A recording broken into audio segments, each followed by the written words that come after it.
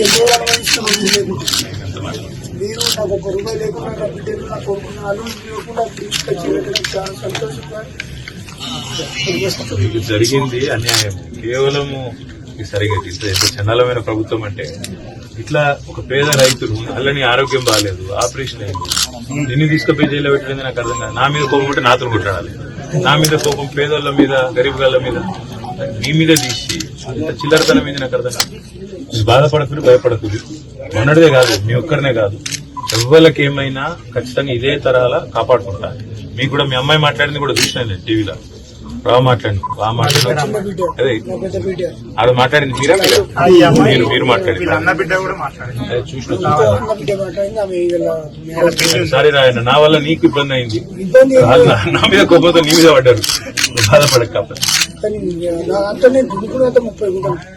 అన్న, ఇగో పేరుకు రెడ్డివి కానీ పేదోండి. అట్లా 10 ఏళ్ల కేసీఆర్ ఉన్నప్పుడు మరి మనం కూడా కక్షలు తీసుకుంటే వాళ్ళని మిగులుదురా? మరి మనం పద్ధతిగా మన పని మనం చేసుకోవాలి. మనకుంటా కాంగ్రెస్ వాళ్ళు వచ్చినా బీజేపీ వాళ్ళు వచ్చినా వాళ్ళు లాభం చేసినా ఏమైనా చేస్తే తప్ప నష్టమే చేయాలి. ఇంత న్యాయం పేదలు గరీబ్ గల పుట్టగొట్టుడేంది నాకు అర్థం కాదు. మిమ్మల్ని జైలు పెట్టుడేంది, ఇంకా గరీబ్ గాని ఛాయ్ దుకాణం తీసేది ఏం చిల్లర ప్రభుత్వం ఇంత గలీసా? భయపడకుర్రి, మళ్ళా మంచి రోజులు వస్తాయి. మీకు మంచిగా బ్రహ్మాండంగా అన్నిటికీ అండగా నేను ఉంటా. ఈ లోపల కూడా ఉంటా, రేపటికి కూడా ఉంటా. ఆ విజ్ఞప్తి ఏంటంటే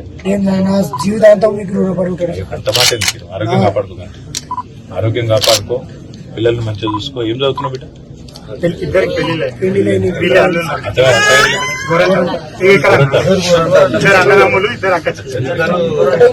ఒకటే ఇల్లు గోరంటాలు, అది కూడా రఘురావు గారికి మా దగ్గర పిల్లలున్నారా?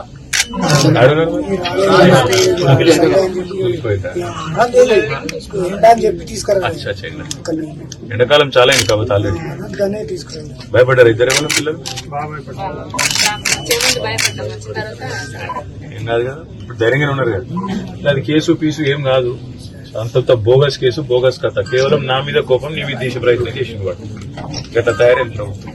నేను చూసుకుంటా, ఏమున్నా నువ్వు రంది పెట్టుకోకు. మన మధు, మన సతీష్ వీళ్ళందరూ ఉన్నారు కదా, మా వాళ్ళంతా ఉన్నారు కదా, ఏం పడదు. ఇంతకంటే ఎక్కువ ఉంటా, నీకు ఎప్పుడు